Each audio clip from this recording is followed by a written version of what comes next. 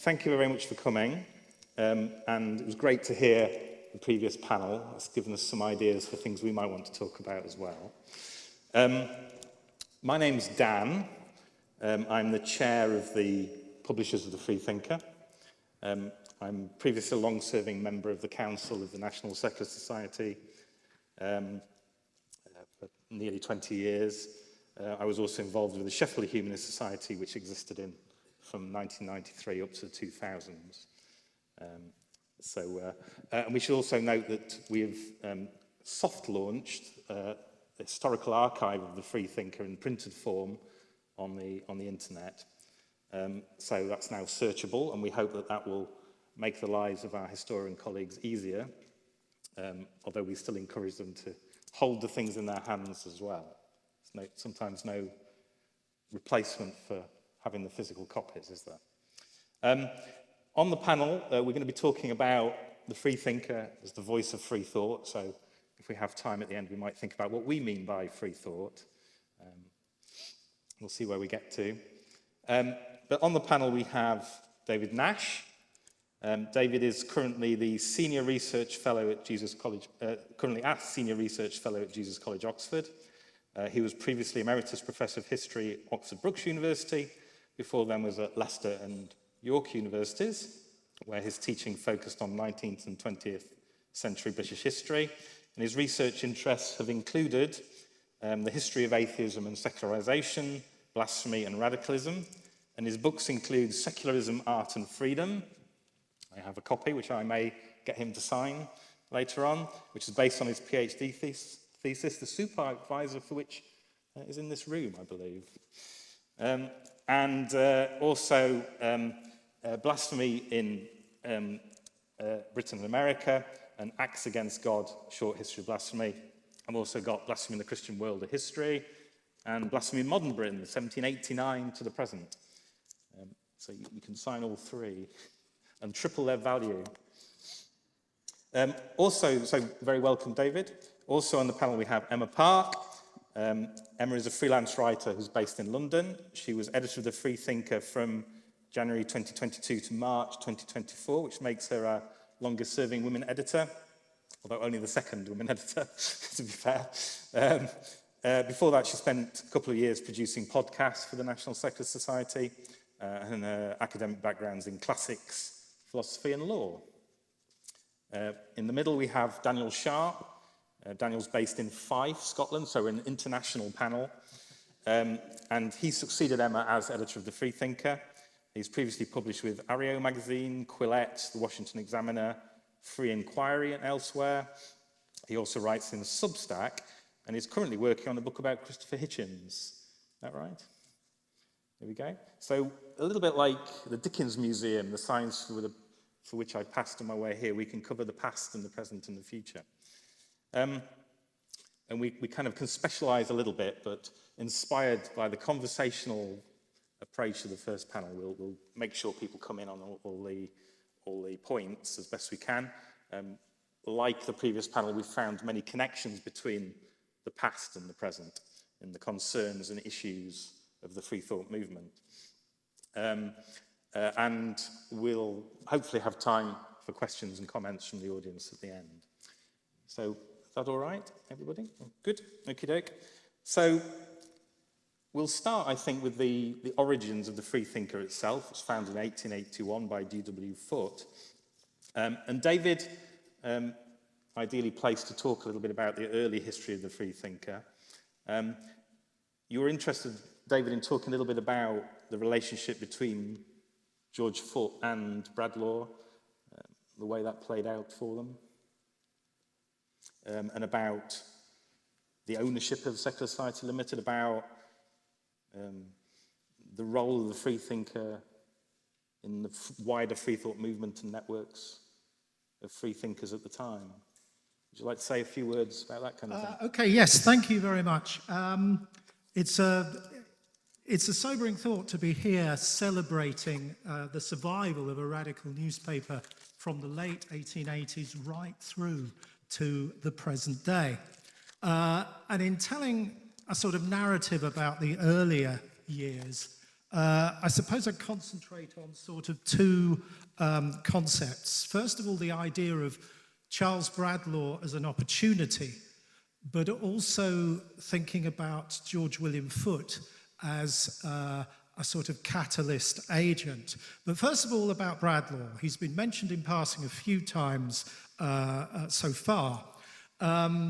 Bradlaugh arrives as a sort of new generation that comes to represent mid-century radical liberalism. And as such, that is a bit of a break with the free-thinking past, which was much more related to a very early form of socialism. There were very much contrasting ideas and styles within this new generation, personified by Bradlaugh. It was more confrontational. It was also more metropolitan, and in many respects that was quite important. Bradlaugh was always seen by other people in the movement as quite ambitious for himself, but he was also ambitious for the idea of free thought, and this was related to the quest to improve citizenship for everyone who considered themselves an atheist or freethinker, eventually leading to the pinnacle of his achievement, which was the entering of Parliament on his own terms as an avowed non-Christian. But he also was involved in the creation of a wider movement culture for the rank and file. And the agent who helped achieve this, although personally they did not see eye to eye on numerous occasions, was George William Foote, who came to be identified with the Freethinker. Now, he was originally from Devon, which had also produced Richard Carlile in an earlier generation. And Foote's successor, Chapman Cohen, noticed that Foote himself became more radical as he became more involved in free thought and as the years went on.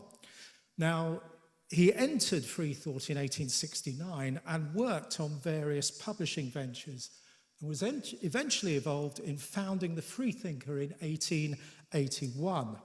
Now, this, at the start of it, looks like an obviously new publishing venture. Why should it be different from stuff that has gone before? Because it potentially had a limited audience, a limited appeal, a limited message, limited circulation, and in that equation, it adds up quite often to the idea of a limited lifespan, which is what happened to a number of other papers. So, our question from this outset is, why was the Freethinker so successful in its early years, enabling it to survive into what we could call a relatively prosperous future? And I'd just very quickly like to suggest 7 important and sometimes complementary reasons. And these have sort of come to me from, I've been lucky enough to be using the digital Freethinker, which is a fantastic resource. I've been using it for a research project over the last 18 months, and I do urge you to go and use it. So 7 reasons for its survival. Its first years, 1881, we might call this the Bradlaugh decade, and it's lucky enough to be doing this in the Bradlaugh decade. So its association with Bradlaugh's causes would lead it to be telling the reading public both about the forces of oppression ranged against Bradlaugh in his quest to enter Parliament, and Foote through his prosecution for blasphemy, which itself was tied up with an attempt to snare Charles Bradlaugh.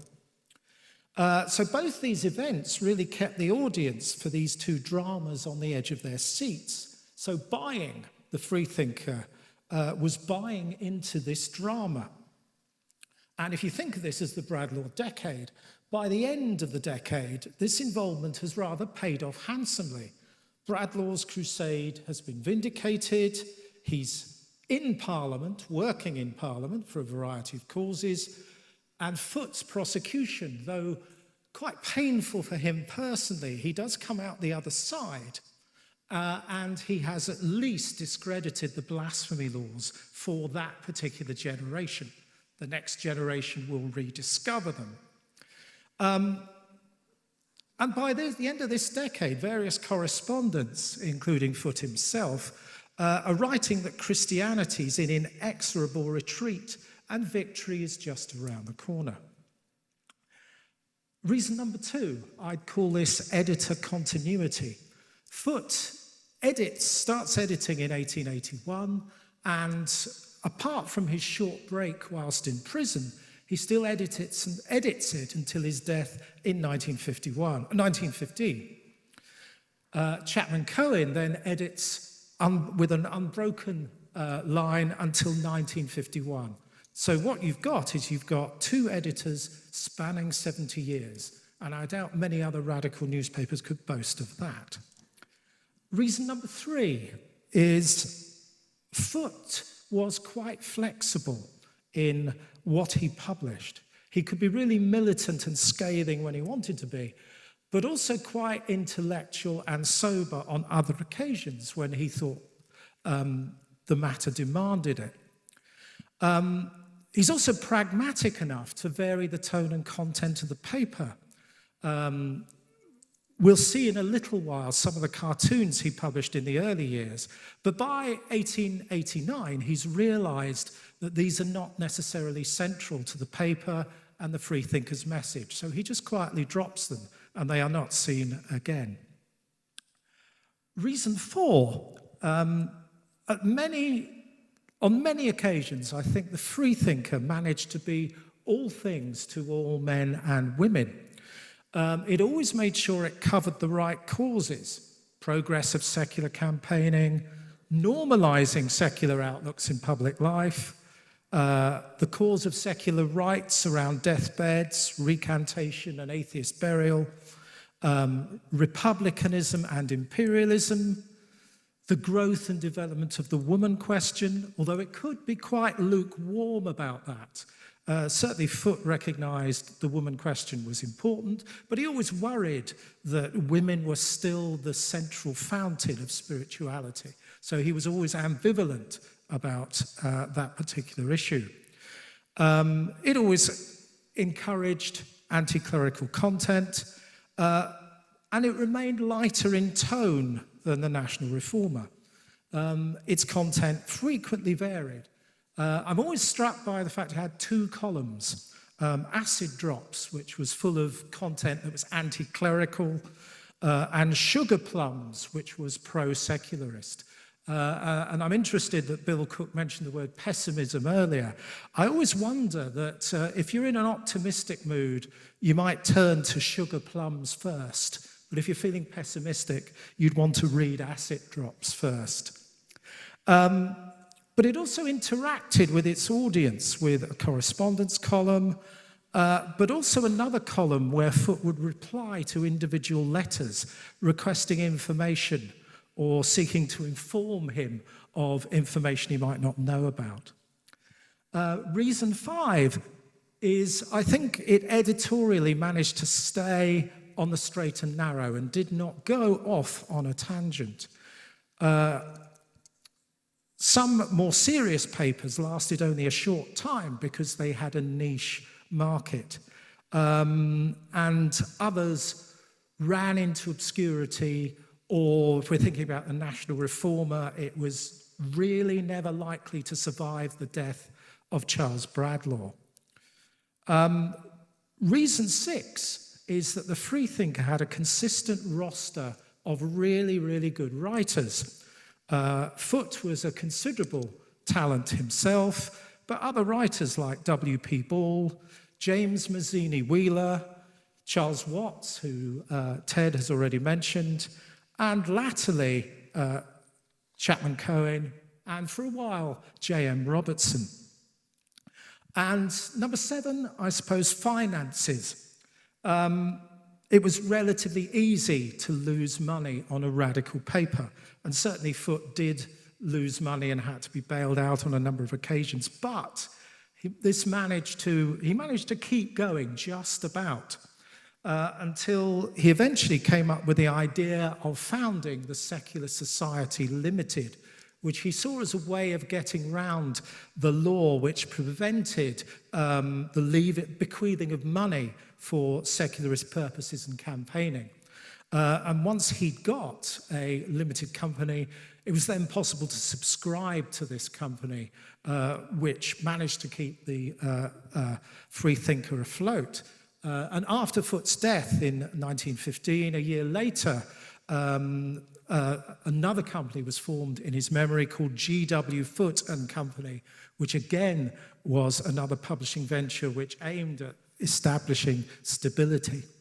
Now, just to finish quickly, I want to talk about, or just show you some of the cartoons that were published in the early years, just so you can get a flavor of some of the content.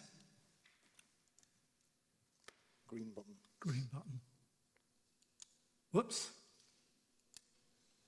This is Comic Bible Sketch from 1882, which is a depiction of God telling Abraham to sacrifice Isaac.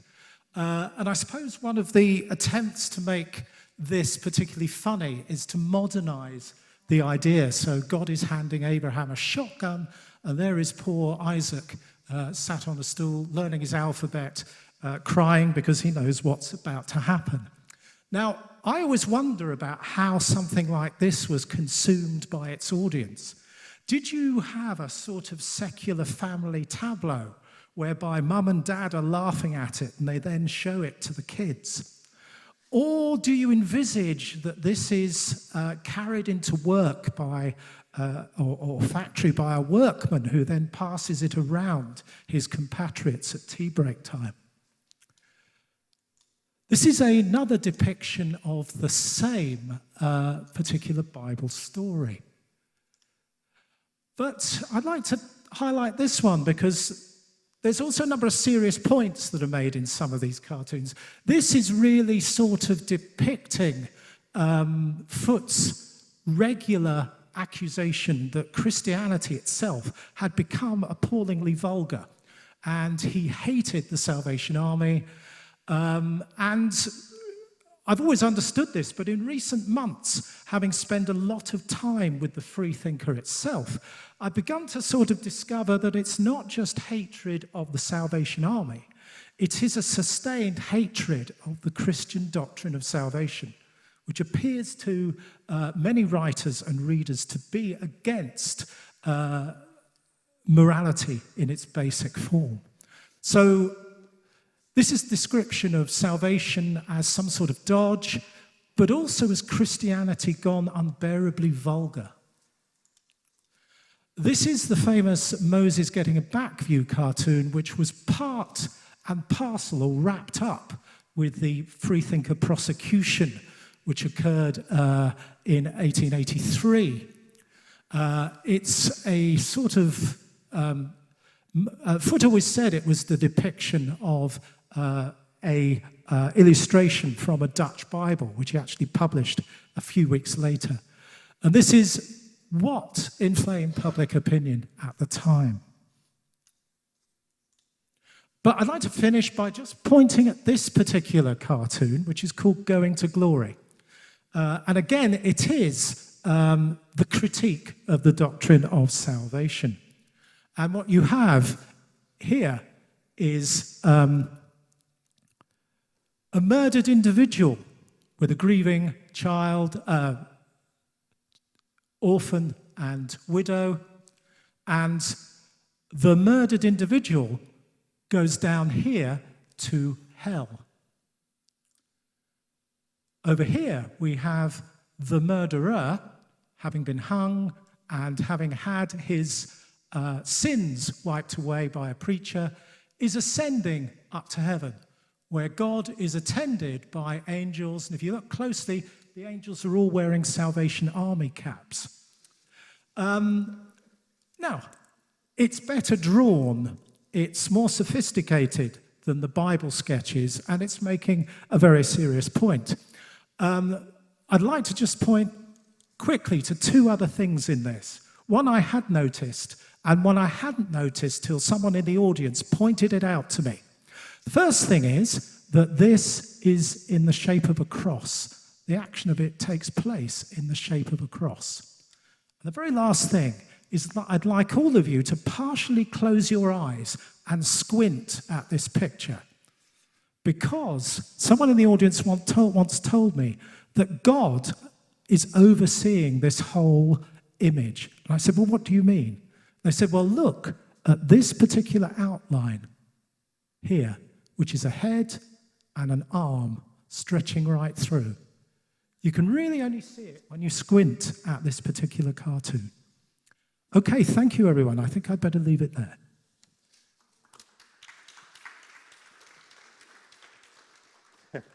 Thank you. That's a useful kind of overview of the early years, which takes us into some of the discussion we want to have.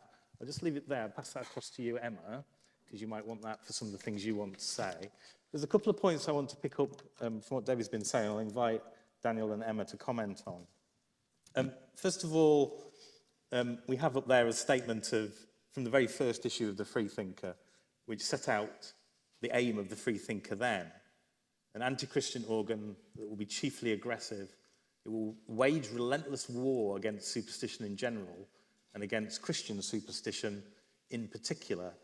So I'm interested, we'll start with Emma and I'll go to Daniel. As editors of the Freethinker in its online new identity, do you still associate, feel inspired? How do you relate to that kind of statement of intent? Yes, well, this is a sort of challenge for an editor of the Freethinker. You've got this as your sort of, almost like the manifesto to which you're held. And certainly when I took over as editor in January 2022, I had various readers writing in and saying, are you going to make sure that you do this, that you're aggressively anti-Christian? But I think that moving from 1881 to 2022 is a huge jump. And I think at that point, I was really trying to think, well, what is the purpose of the Freethinker in the 21st century? What can it mean? What can it do?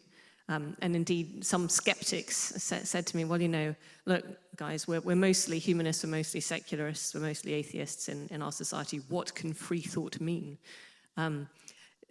Are you just going to be an annoying paper? And I think that sort of keeps bashing the church.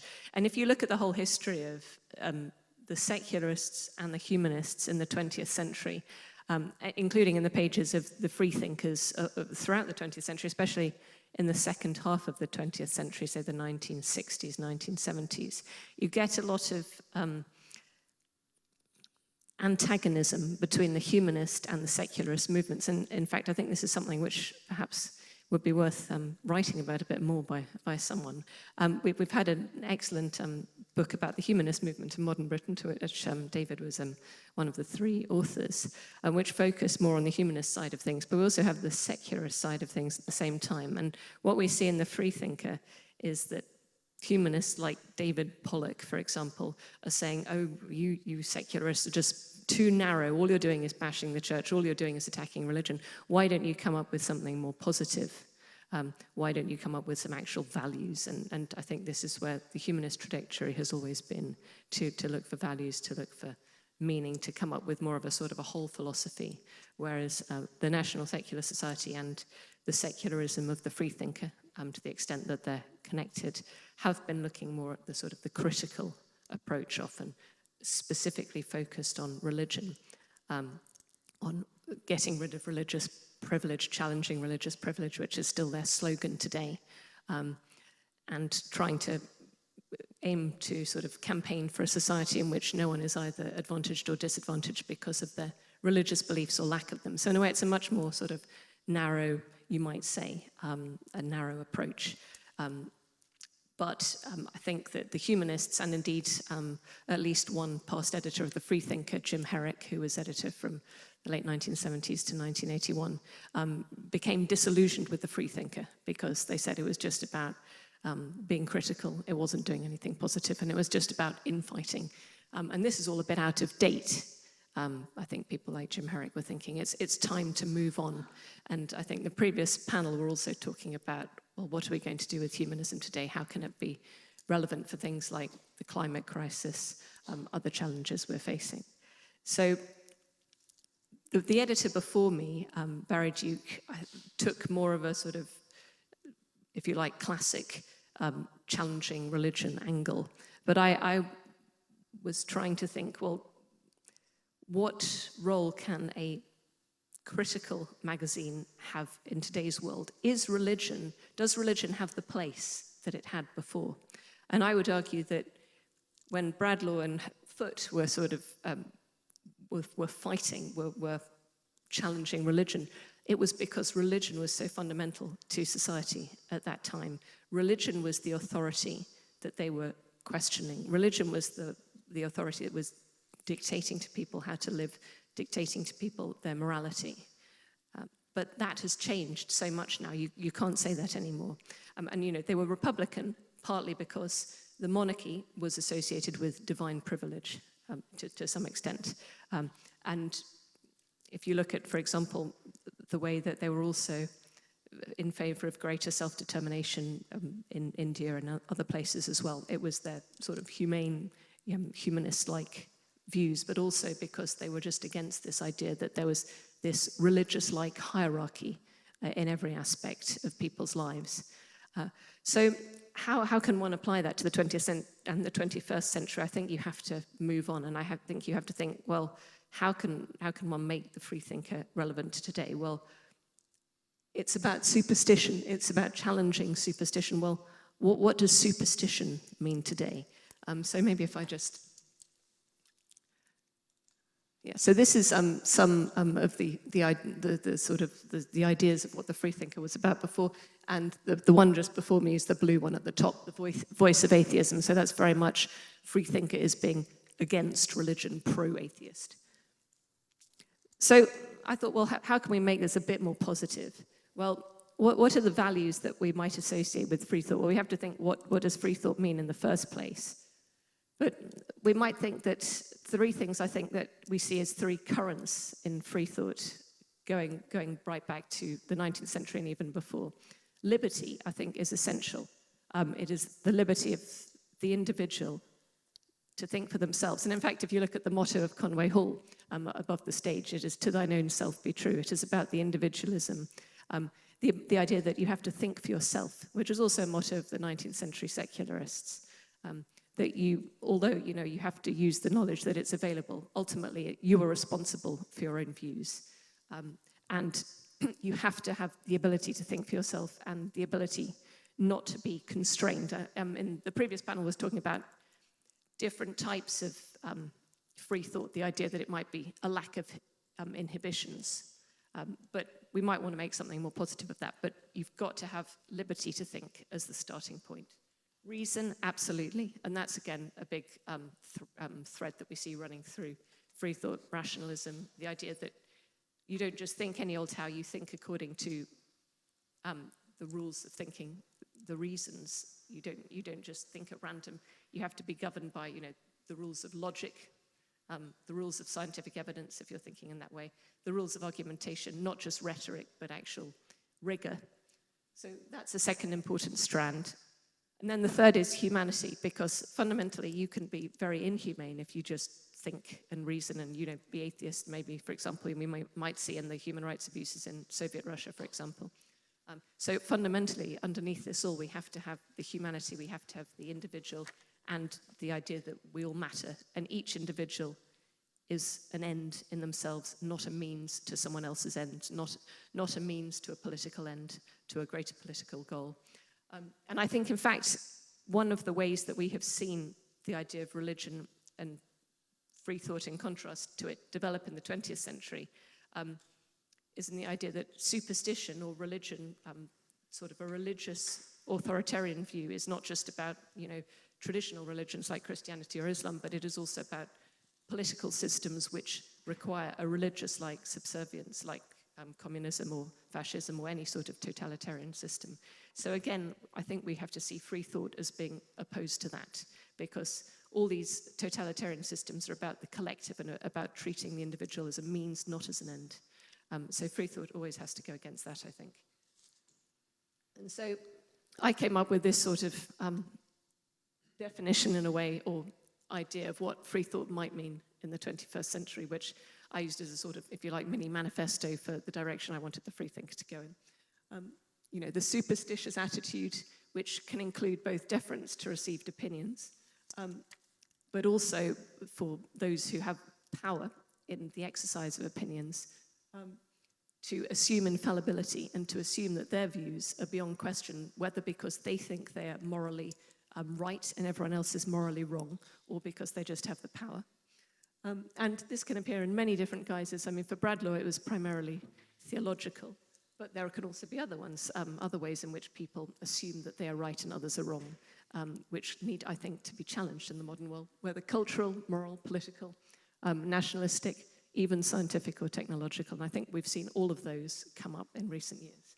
And fundamentally, no idea should be above criticism, but also no idea should be above laughter. And I think laughter is incredibly subversive, and I think it is incredibly important. And I think David was talking about, and also the previous panel, the idea that, maybe the Freethinker was a bit lighter in tone than some of the very heavy, very serious journals produced by secularists in the 19th century. And I think laughter is, and lightness of touch can be essential. Satire is a very, very important element of free thought, I would say, today. So I tried to sort of include all these things, and then I added a couple of other slogans, which you can see on the Freethinker banner at the back. And one is the idea, and again, Daniel can say how much he agrees with this, whether he wants to change the direction, but the idea that the Freethinker is culturally liberal, going back to a tradition of Bradlaugh and J.S. Mill liberalism, but politically unaligned. We don't take a political position. I think that's really important, because free thought is an attitude, it is a starting point. And, you can be a free thinker, you can be Labour, you can be a free thinker, conservative, Lib Dem, or you can be a free thinker and be none of the above. And I think one of the essential things for free thought in the 21st century is actually to have people with a range of views from all these different political positions, with the idea that freedom of expression is essential to freedom of thought, freedom of expressing different ideas, exploring those, challenging them, and not being afraid of controversy. Thank you.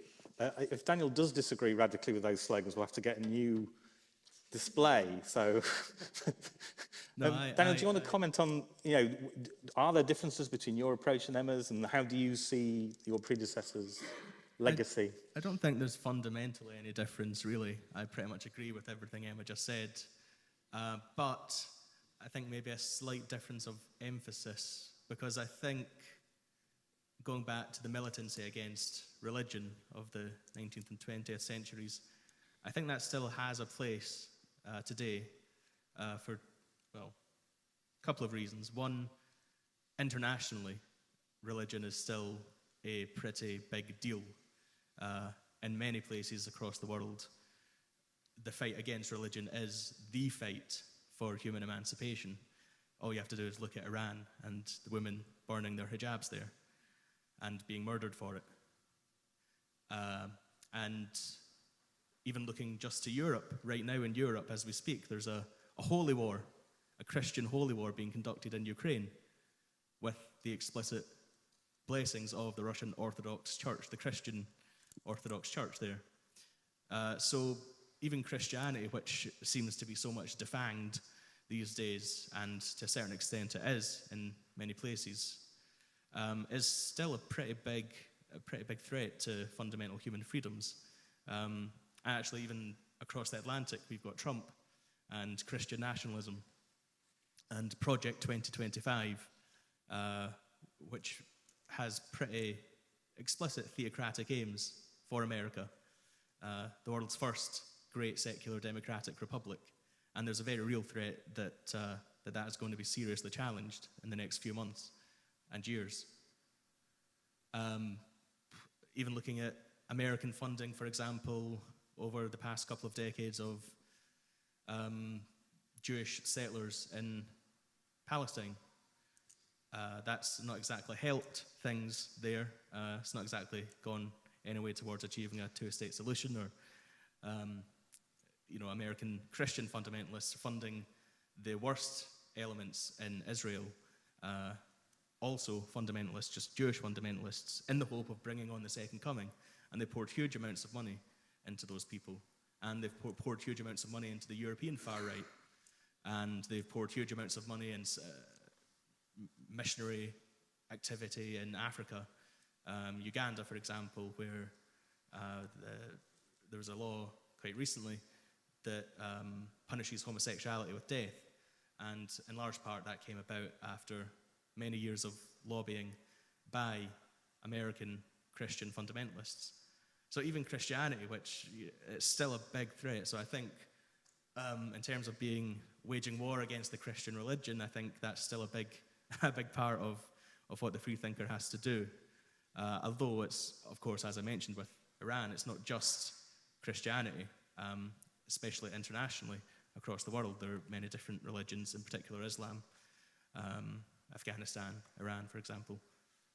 So that was the first reason. The second reason that I think the focus on combating religion is still relevant is that there's this is my little pet hobby horse, my little pet peeve that I've written about recently and had other people write about in the Freethinker. There's this phenomenon which is called the new theism, named in reaction to the new atheism of the 2000s, Hitchens and Dawkins and so on. This new theism the term was coined by Ed West in The Spectator, I think earlier this year, and he defined it as essentially the belief, not necessarily that Christianity is true, but that it's useful as a bulwark against Islam and wokeism and China and various other bad words. And famously, the most famous new theist is Ayaan Hirsi Ali, who was a Somali-Dutch American writer and activist, and she was for many years associated with Christopher Hitchens and Richard Dawkins as one of the new atheists. Last year, she published an article in which she announced that she had become a Christian. It was named kind of satirically, Why I Am Now a Christian, as opposed to Bertrand Russell's Why I Am Not a Christian. And in that article, she didn't mention Jesus or any Christian doctrines, really. She said, A, for personal reasons, she had undergone some personal crises which led her to embrace Christianity, and B, for political reasons, namely, it needs to be a bulwark. Atheism alone can't combat the threats that the Western civilization faces, and that's why we need Christianity to make a comeback. So it's curious because, again, they're not defending Christianity on the basis of its truth claims or its doctrines. They're defending it based on their perceived political usefulness, which I think in some ways is quite insulting to Christians who actually think that Jesus is kind of important, that he matters.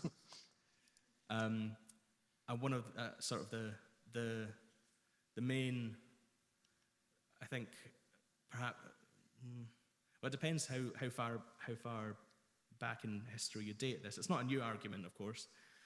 In the 20th century, there was a historian called Christopher Dawson, I think, who made much the same argument as Tom Holland recently did in his book Dominion, namely that Christianity is historically responsible for all the good things about the West, for free speech and secularism and atheism and gay rights even. Christianity is fundamentally good and responsible for all of those nice things that we cherish so much today. And that's kind of the base of the new theist case. That even if it's not true, Christianity is good and useful, and therefore we need to have some kind of return to it. And this is something I've paid a lot of attention to in the Freethinker, and I've written an article about it myself, and I've had various other people writing articles about or related to it. So I think in that sense we are in for another cycle of the old religion argument. We had that period in the 2000s with Dawkins et al., and it was a big question at that time, religion, God. And then it kind of died down. I think we might be in for another cycle of it now, but a peculiar one, because it's not going to be so much about the truth of Christianity or religion or the existence of God. So I think in that sense, we're going to have to continue what Foot set out to do, which is to wage war against these ideas, but in a very different way. It's the same battle, but it's mutated. The enemy mutates, essentially. And so I think for those reasons that although we have to do lots of other things in the Freethinker and address lots of other issues, I think that a renewed focus on the religion aspect and the Christian aspect is warranted and is certainly there at the moment. Thanks, Daniel. I'll bring you back in, Emma, in a second.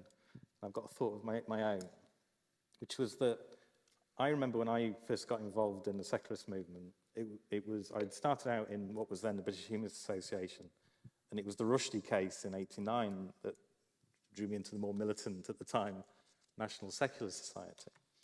And I remember at the time, the arguments, I was a student of librarianship at the time, and the Rushdie case proved very divisive amongst people who really ought to support free thought and freedom of speech, because people didn't want to be thought of as being pro-free speech, but also demonizing Muslims in particular. And there was a lot of that, I remember, at the time. Although I grew up in Rotherham, and when Rushdie's book was published, the queue out of the public library to borrow it apparently was quite long for Muslims who wanted to read it. So coming from Rotherham, I do not stereotype Muslims, because I'm aware that there's a huge diversity of thought, and that free thought applies everywhere. So there's an interesting thing about, I saw the secular society as an essential voice in that argument to say that free speech mattered.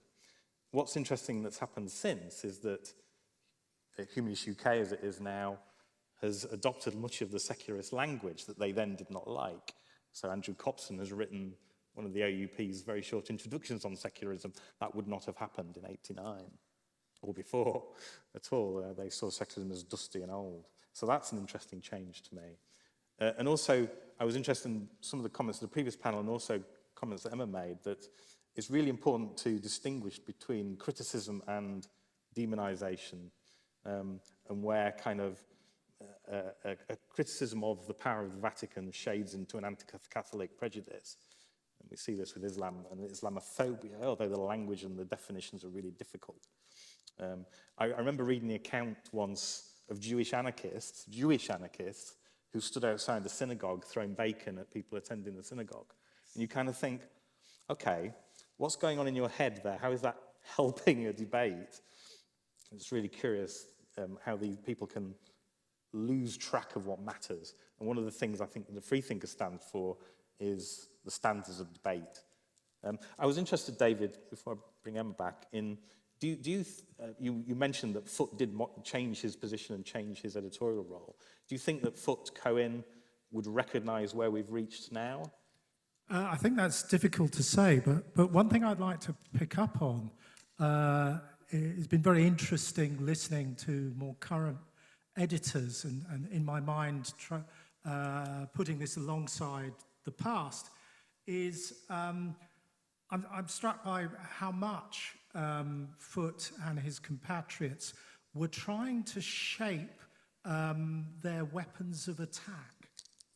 And to the extent sometimes that they were quite skillful at portraying the fact that Christianity seemed to always turn up at a gunfight carrying a knife, because they had spent so long criticizing its central texts, the behavior of its practitioners.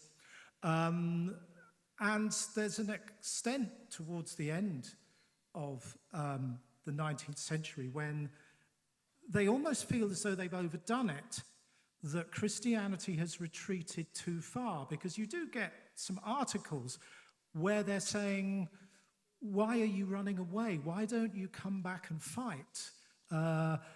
the only way I can rationalize this is to say that you can't be proper Christians if you abandon what you supposedly believed so easily, despite the fact that we've pulled the curtains from under you. But I would contrast that with sort of what we've heard from more recent editors who have had to spend time shaping their weapons of defense, which is the idea that we have some form of established secular liberal West that is now under attack. So how do we construct weapons of defense, and how do we use them effectively? Thank you. Emma? Yeah, so I mean, on that, I mean, if you want to think about weapons of defense, I mean, you have to really know what it is you're fighting for in the first place. And, you know, different people will think they're fighting for different things. In fact, I think this goes right back to the conflict between Charles Bradlaugh and G.W. Foote over the Knowlton pamphlet, which I think Ted Royal briefly mentioned.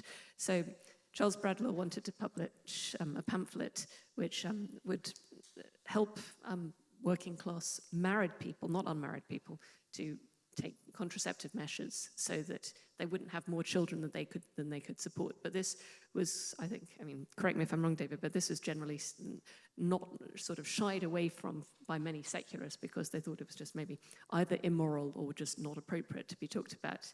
And in fact, Charles Darwin himself strongly opposed Bradlaugh on this because, you know, he thought that, you know, everyone should just take a survival of the fittest approach to creating new humans. But anyway, so the fact that Foote and Bradlaugh had this disagreement about such a fundamental thing, I think is important because actually one of the things I think the Freethinkers should be doing and can do, which perhaps different newspapers, different magazines do in different ways, but which I think is always important to do, is to try and criticize established views, criticize opinions, or, you know, have two different sides represented. But I think on the specifically religious thing, I mean, I think Daniel makes a very good point that there are a lot of problems with religions around the world, which are still very, very, you know, very much an issue. We've covered, when I was editor, we covered, for example, the case of Mubarak Bala in Nigeria, who has been imprisoned for blasphemy because he was a humanist in a country which is very strongly Christian and Muslim, and he upset the local Muslim authorities. We've had people from Zimbabwe as well. I think, you know, Africa is actually a key part of the world where religion is still a real problem for many people who don't want to be religious. And similarly, Pakistan, we've had a lot of correspondence from there as well. India, that part of the world. So anywhere where I think religion can really, really affect people's lives, it still matters to criticize it. But it's, again, I think just religion is one aspect of this idea of authority which is imposed on normal people by people who have power for no other reason than they say so, whether on the basis of original beliefs or for some other reason, they've decided that this is the way it is. And the question is, can normal people, can individuals be true to themselves? Can they criticize it? Do they have the right to speak freely about it? Can they be different or not? And that, I think, also goes to the Salman Rushdie case and the blasphemy issue, which even when I was editor and now Daniel is editor, I mean, we've seen how blasphemy is still very much a live and kicking issue across Europe and in the UK. If you say the wrong thing, you might be accused of something which might be sort of blasphemy by the back door, as we've seen, for example, with the Scottish Hate Crime Act, which abolishes the common law offence of blasphemy, but basically the National Secular Society had to really fight hard to allow for religion to be capable of being insulted. And you're not allowed to insult other protected characteristics under the current Scottish Act. So how far should we allow blasphemy to sort of be there in different senses in our society? Where do we draw this line between offensive speech, hate crime, and freedom of speech? And I think that is an essential, fundamental question which we've seen come up again and again in the 2020s, which is why I think the Freethinker still is important for challenging received opinion about these issues. Daniel, you've been scribbling. If you make a few remarks in response to what you've heard, and then I think we've got time for some questions then. I wanted to go back Oh, can I be heard? Yep. I wanted to go back to the Rushdie case. There's a very good book that was put out in 1989, 100 Arab and Muslim writers in defense of free speech, which is a book I've got, and I've got it signed by Rushdie himself, as it happens. And it's a very good book. It's got, well, it says it in the title, really, 100 Arab and Muslim writers who spoke out, who wrote publicly in defense of Rushdie at that time. And I think that's an important aspect of this debate about the secular liberal West, is that those are, I mean, the word West just is a problematic term in itself. But actually, it's really, that just stands for a set of ideas and values which are secular and liberal. Those are the words I would use rather than attach them necessarily to a particular region of the planet. Because lots of people who are Muslim or ex-Muslim or secular Muslims are the ones on the front lines against the fundamentalist variety of their religion, and they're the people that actually we need to listen more to and support more. But unfortunately, it tends to be the self-appointed community leaders who are usually conservative men who are the ones that we see all the time and who get listened to. And this goes to the point that was raised in the first panel as well, actually, about the Eurocentrism of all of these ideas. And that's true to an extent, but again, I would say that philosophically speaking, these are ideas that have been expressed in many different places in many different times. Rushdie, for example, was named, his father took the name Rushdie from Ibn Rushd, Averroes, the great Muslim theologian and philosopher of Cordoba, who was persecuted by the Muslim authorities for his heretical opinions and speculations. And he was also a scientist and astronomer and mathematician. And so you've got, and he actually went on to inspire Spinoza.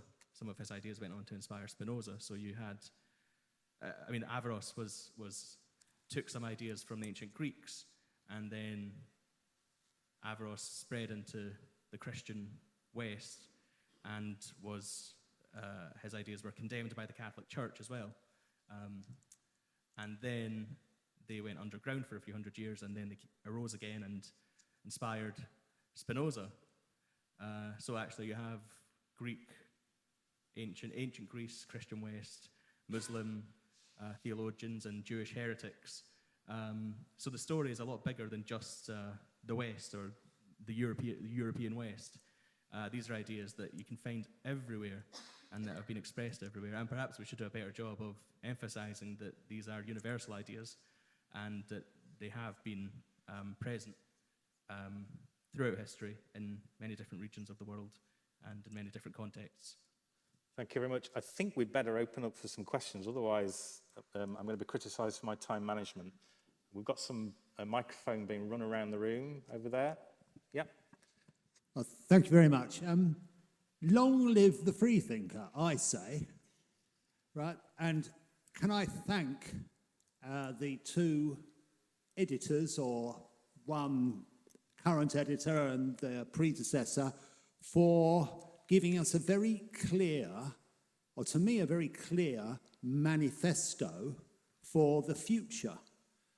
I think I'll be brave and say I think the Freethinker had lost its way some time ago, and it's great to see that a new way forward has been reinvented. I think we ought to be a little bit Anglican about our Bible, if by our Bible we mean Foot's opening statement. In other words, we should be flexible about this and reinterpret things a bit in the light of the modern world.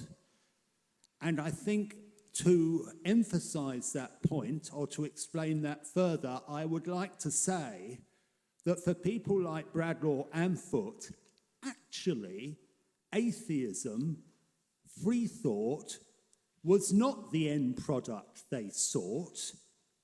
The end product they sought was the improvement of the human condition. And those words, liberty and reason, were fundamental to them too, because they've believed through those things, those phenomena, ordinary people's lives would be improved. Because Bradlaugh was a politician. He might have been an atheist and a freethinker, but he had a manifesto. He had a much broader set of policies, and so did the National Secular Society in those days. So I'm not sure what sort of question that is that I've just said, but I think what I am suggesting is that I agree entirely, and I welcome the way in which we are now defining the way forward. I'm not sure if there's any comment to be made on that. Thanks, Bob. I think that's the kind of question that's really a statement, isn't it? So we'll take it as that. There was a guy in front of you. A supportive statement. Very good, thanks. There's a guy in front of you.